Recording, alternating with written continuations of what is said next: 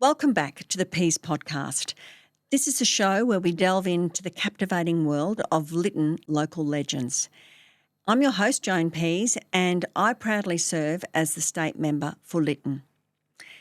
In this podcast, we celebrate the rich tapestry of our community by highlighting the extraordinary stories, individuals and businesses that make Lytton the vibrant place that it is to call home.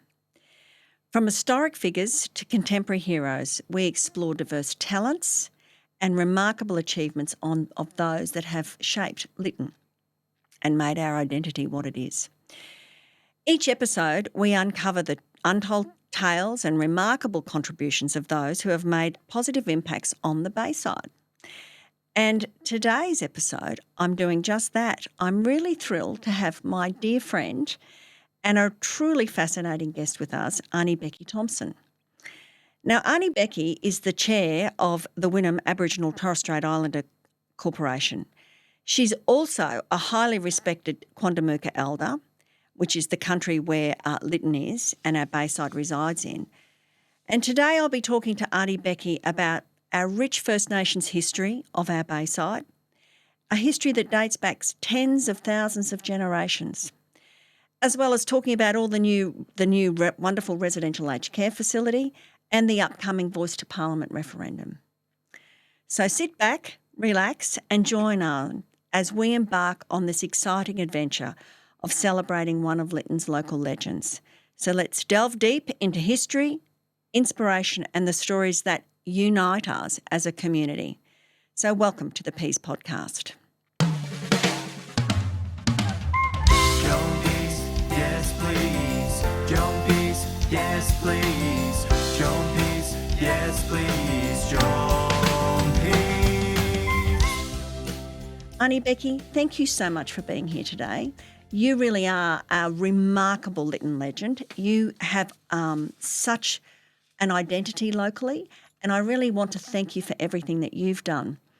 So can you tell us a little bit about what it was like growing up on Quandamooka country? The Winnam community was a welcoming community to everybody. Everybody was included.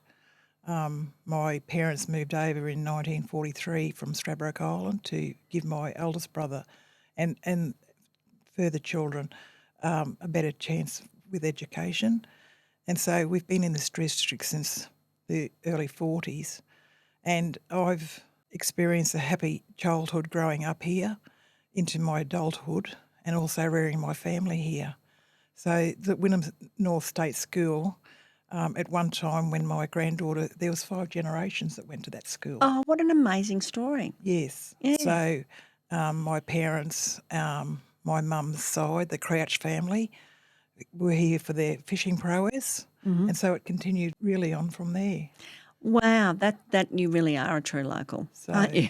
Your whole family and five generations. 5 generations. That's a wonderful contribution to that great school.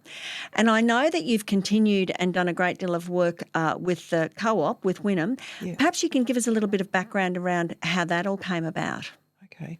So back in the mid-80s, my brother John Newfong met with local Aboriginal people and said, you know, it might be best to form a cooperative to help housing needs going into the future. So in those days, we were actually all related. Mm. And so we set about, in those days, we met at each other's homes, held raffles for the hire of halls, and it was very grassroots. And we were registered in 1990 with great excitement, I might add, and also the generosity of another Aboriginal organisation in the Ipswich area, Camboo, who donated $100 to help us get registered. That's fantastic. So it is a story of how little things, big things grow, because with that loan of $100, now the organisation is worth in excess of nearly 30 million. That's an amazing achievement. Congratulations. Yes. So, and so we've strived to provide housing for our younger community and some older community members. Also, we do administer the Georgina Margaret Thompson hostel aged care facility at Morningside, a 24-bed facility, and also we own the 6 office block in Florence Street. So from very humble beginnings, you've come a Yes. long way with careful management, Yes. good governance, Yes. and what an outstanding achievement. It's very impressive. I don't know of too many small local organisations that started that can boast having such a huge portfolio of assets. Congratulations. You should be all really proud of yourself.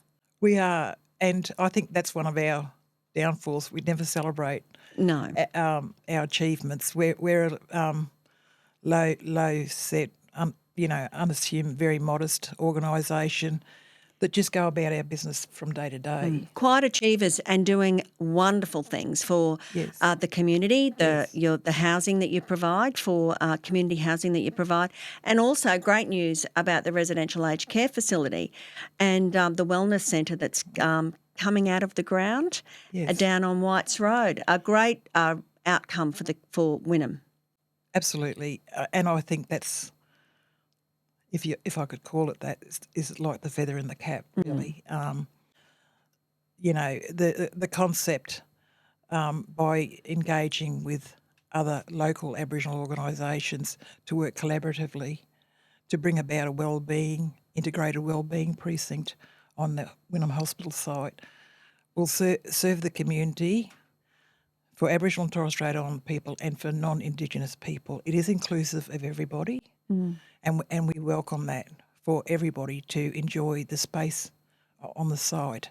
And the priority will start off with the aged care facility, a 32-bed facility with 2 palliative care beds, and our local YBB, Yulee Burrabah Medical Centre will relocate on the premises, and we're hoping to have kindergarten, early childhood.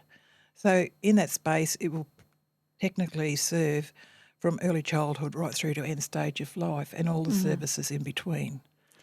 So it's a magnificent feat for the organisation, but also for the community. It does warm your heart when you know how many people that you're going to impact on. Oh, it's tremendous. And I have to say it's had such a generosity of spirit of everyone wanting to get involved and seeing the benefit of something like this in our community.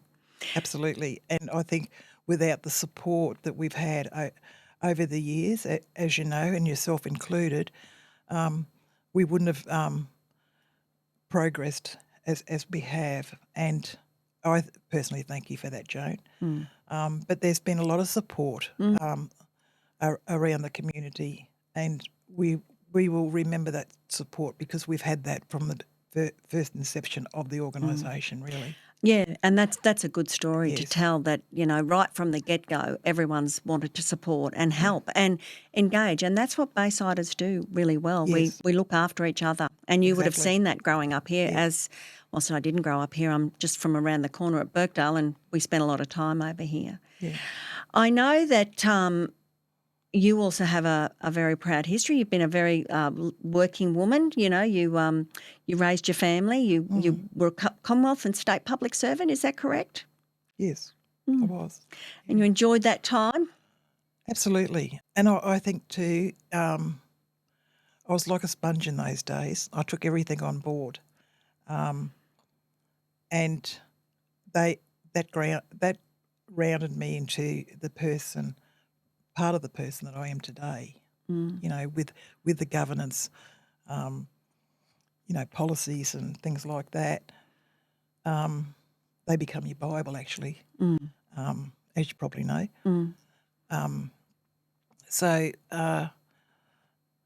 It served, I was in the public service for near on 18 years in the Commonwealth Public Service. And it did give me a good grounding. It also served as a very good income stream when my husband passed in 1990 because I had 3 children to rear. And you did that on your own. And Yes, also with the support of your family. And absolutely, yes. And I know that that's a beautiful thing about your culture is that you all do step in and look out for each other. Yes. So it's a nice thing to do. And it's true what they say, a community rears a child. And that's exactly what I had from my parents. to my immediate family, my sisters, the kids' aunts and uncles and cousins that I'm very close with on Quandamooka country. Yes. And it's lovely, and you're all very close, a tight family. You're beautiful to. I love your family. It's such a tight unit, and it's a beautiful thing to see. And you all support each other. And you say that you're a bit of a sponge back there. I think you still are a bit of a sponge, Aunty Becky, because you do so much work in the community and will continue to do so. I know at the moment we talked then about your experiences working with the Commonwealth Public Service, but here's a little maybe unknown bit of trivia for listeners. Aunty Becky was also a model and did a little bit of modelling back in her day, and you can see why. She's a very glamorous, stylish woman. Can you tell us a little bit about those days? Yes. An Aboriginal lady moved into the Cleveland area, and I suppose I was actually groomed and taught by Billy North studio in George Street in those days. But it started off with this lady, her name was Carolyn Archer, and so she took a group of young Aboriginal people, and we'd model on the coast. Back in the day, we opened up SeaWorld. Oh. We had our dear Uncle William Mackenzie, who in those days was a healing man, and he travelled, whether he was in person or airborne. But if you talk to people all over the state, they know Uncle William Mackenzie. And he had wonderful displays that day with throwing boomerangs, and they'd come back on the field and he'd catch them in his hand and things like that. And so we were the models that were at the opening ceremony of SeaWorld, not as it is today, but back in those days. Yes. Wow. We opened up the revolving rotunda at Isla Capri. I did have a lot of experiences on the Gold Coast back in the day, and then I formally went and got taught modelling,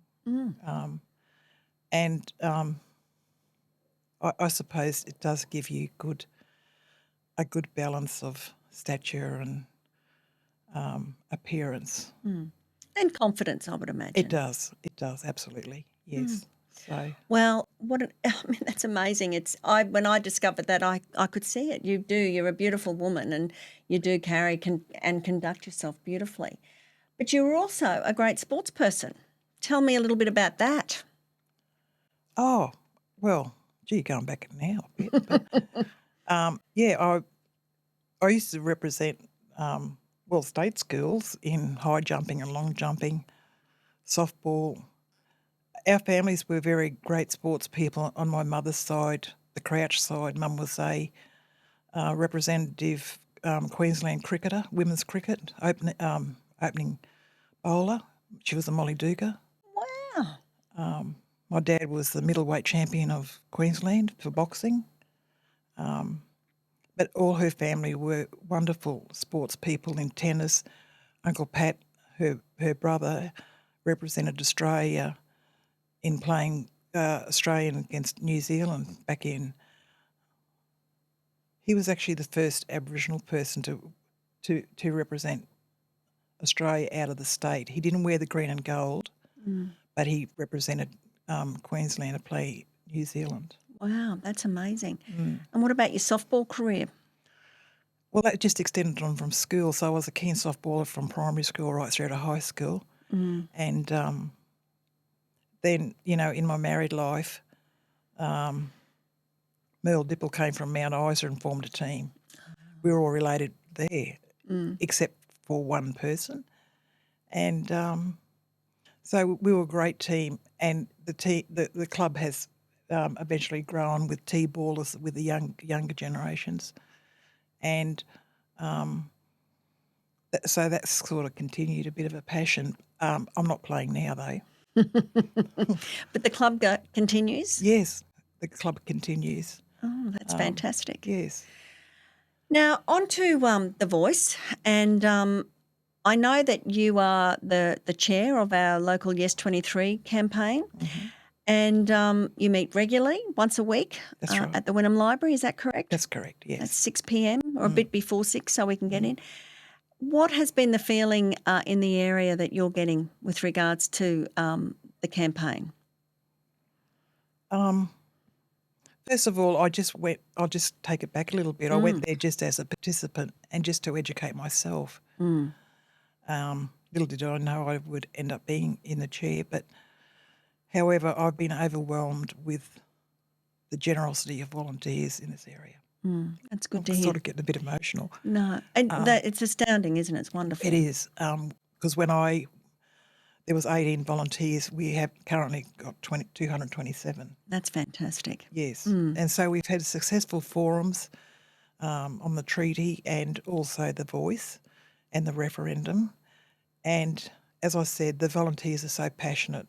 And as as an Aboriginal person, I've been overwhelmed by their generosity.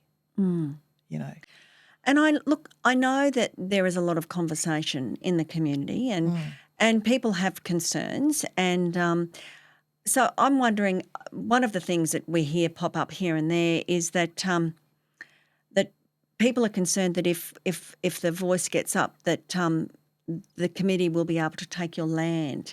Can you dispel some of those myths around that? well, as you say, Joan, they are myths. We wouldn't have the authority to take land. It was like back in the native title when that was handed down in 2009, sorry. No one took any land. People are the same with the referendum. There will be no lands reclaimed. Aboriginal people are just fighting for what's rightfully theirs. Certainly not people's backyards. And as I've said in the past, it's to work in solidarity and reconciliation for all Australians, for better outcomes for everybody. That's correct. And it was interesting, we were talking earlier about the history associated with this, and you were saying that your brother was involved in a similar process some years ago. Can you explain what that was? He was involved in the 1967 referendum. Yes. And then after that, you talked about the campaign where each community had a representative, and he was the Queensland representative, and then met. Can you talk to me a little bit about that? Well, that's how I envisage the voice would be. Is back in those days they had representatives from towns of Mount Isa, rural. And central Queensland, Mount Isa, Townsville, Cairns, Brisbane, and they would meet in states, and then that Queensland rep would then present to Canberra. So there would be one representative from each state. However, they would have representatives from rural communities and taking the issues back to Canberra, and that's how I envisage that being for the voice. And so it would be like people hearing from community and being able to feed back into someone that would go down and be part of potentially that advisory body. Yes. Yeah, it is. I understand that there is, and that's always been the indication that it's not part of a process of reclaiming land. It's about listening to legislation that will potentially impact on Aboriginal and Torres Strait Islander people.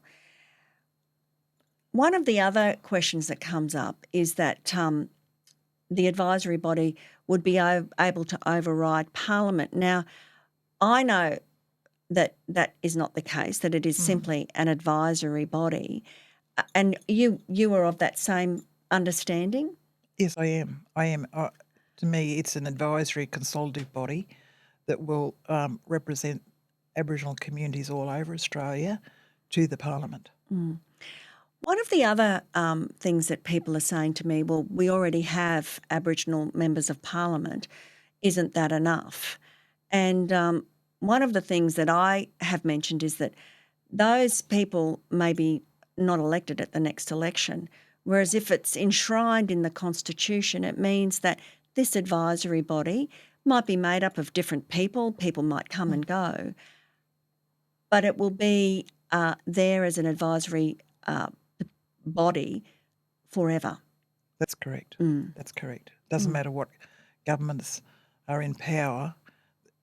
Once it's in the Constitution, it'll be ongoing. And I see that really as a progressive and favourable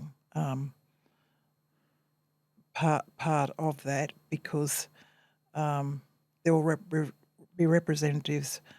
You'll have elders representing along with younger generations. The younger generations will learn, and issues of today may not be the issues in 20 years. That is a very good point, Aunty Becky. That's true, because what we're seeing today may not be an issue in 20 years' time. That's right. Yes, So it has to be current and contemporary at all times. absolutely. Yes. Look, I think that what you're doing is amazing work with the Yes 23, and I know that pre-poll is opening next week, and locally it will be at St Peter's Church in Bright Street. People can do a postal vote if they wish to as well, and the polling booths will be open on the 14th. And if people do have any questions, I know that there'll be a forum at the Winnam Bowls Club where people can come and get some information if they've got any questions. And That's right. Currently, the Winnam Manly Yes 23 campaign are organising a town hall forum on the 3rd of October at the Winnam Bowls Club.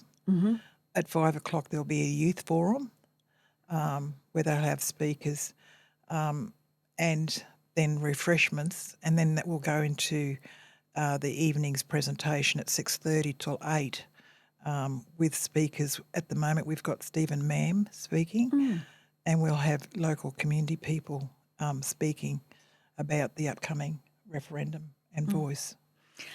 oh, that's good. I'm definitely going to come along to that. And just going back to the great work that you do at Winnam, and I mean, that's how you and I have come into contact with each other. It's a truly exciting project, isn't it? The residential aged care facility that you've got down at Whites Road. It is. It is an exciting space down there. We've had the existing Winnam Hospital demolished, and where it's gone out to tender, and we're working through a process with the Queensland Government, the ministerial infrastructure designation, and we're just about to have community consultation on that. So as I said, the priority is the aged care facility, and it's exciting. Probably works now will start in January 24. Very exciting. And for it to be completed by June 25. That's tremendous. Yes. And the wonderful part of it is that it's a beautiful, sympathetically built facility that's in keeping with the area. So it's not a big high rise. It's and you're going to make use of the wonderful scribbly gum forest down the back. So that's very exciting. Absolutely, yes. And that will be, apart from our own cultural totems and things like that, the squiggly gum trees will be incorporated within the design, the landscaping design of the facility. So that's really quite exciting in itself. Yeah. We've had our Minduraba Morgumpan Elders and Council come over, who won an award back in 2017 for caring for country. And so their space at Terrabulla on Stradbroke Island, their caretaker and overseer came over and was quite passionate to be involved with our project with the native plants and things that are compatible with the local areas of the Bayside. Oh, that's tremendous. So replanting is needed, getting rid of introduced species. So it'll be a lovely habitat for native animals. It's very nice. Yes, absolutely. And we've actually, our current residents at Georgina at Morningside have gone into partnership with Bunnings, and they have planting programs for to get the plants ready for repotting when we moved. So they're all the residents are on board, and they've been included every step of the way. So they're excited. All they've got in mind is June 25 we'll be moving, and all we've got to do is stay alive. Oh my goodness, my face is aching from smiling. That Yeah. is such a beautiful story. So Yeah. they're now planting plants and repotting them and caring for them so that they can Yes. take them to their new home. That really gives me goose pimples. Yes. And Bunnings getting on board with that, that's tremendous. It's absolutely, the men are making the wooden pot stands, and the women are doing the planting, and it's a real joint effort. Oh, So, well done. yeah. What a great story. And as you've said, it will be open to all the community as well. Absolutely, And what a yeah. beautiful space. Yeah. Enjoy the beautiful bay breezes. So it's ageing in place. It gives a beautiful space for people to stay in Winnam as they get older and need some more care. And when we get to the palliative end of life, there's a lovely space for that end of life care Exactly. as well. And also we envisage down the track, as you can understand, it is a process sort of thing. The priority is aged care, but we could possibly, and we will work towards having partnerships with Mupi Aged Care Facility on Stradbroke Island, Jimbalunga from Beenleigh, and ourselves, where residents can potentially transfer in and out as their family situations change. Or if they relocate in this area, if we have those partnerships in place, then it's a lovely transition to have for the residents. Yeah, Yes. absolutely. And Yeah. And I understand that other cultures make use of smoking ceremonies and the like, particularly at end of life or during sorry business. And I understand that you'll be able to accommodate possibly those sorts of things if needs arrive. Absolutely, because in the design, it has been inclusive of a amphitheatre, and I might add too that the building itself has been architecturally designed to fit into the actual fall of the grounds, so that there's, it's ground level, but within the fall of the natural landscape down That's there. lovely. So that means it won't be overlooking other homes in the area or your neighbours. It will be very sympathetic to the lie of the land, which is also really lovely for the runoff. It means that the water, because it's at the bottom of the hill, the waters can run off into the little tributaries that run down the back that feed into Winnam Creek. I'm so proud of everything that you've done from our initial conversations to where we are today. It's pretty amazing. You really are. Talking about being a sponge, you are an amazing human being, Aunty Becky. I really admire everything that you do and your continued work. How long have you been the chair at Winnam for now? Oh, Too long. I'll say about 6 or 7 years. I'll say I've been a founding member when it was registered, and when we met at each other's homes. We were only talking about that yesterday. I've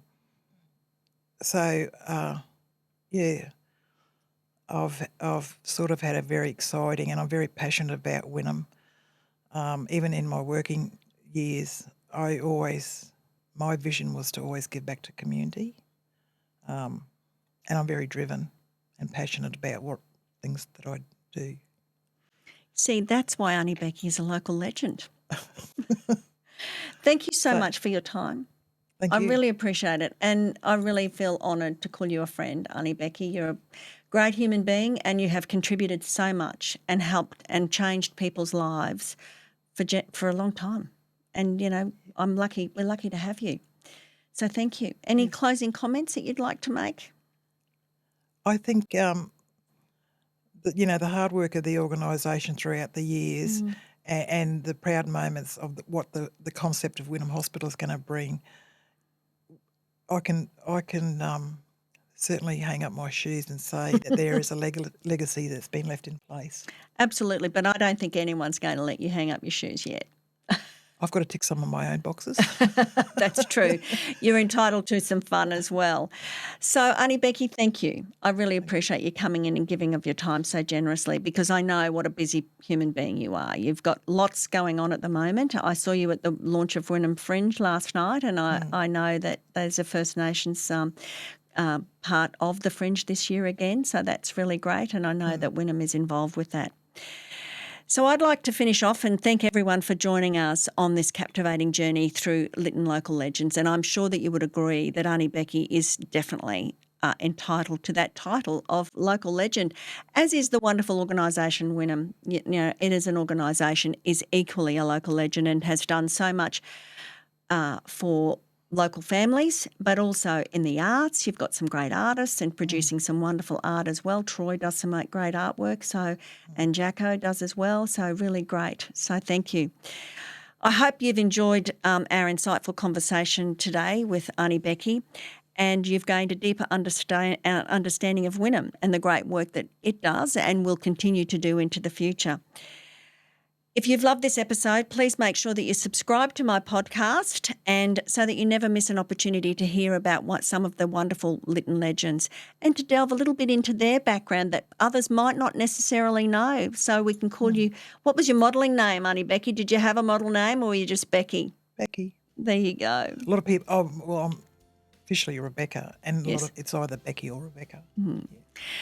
Well, also, we'd love to hear your feedback. So if you've got suggestions for future episodes, feel free to reach out to me on any of the social media platforms that I make use of, and join us again as we continue to delve into Lytton local legends, and look forward to hearing from you and speaking to you soon. Thank you. Gobana Miranda Wanye. Have a good day.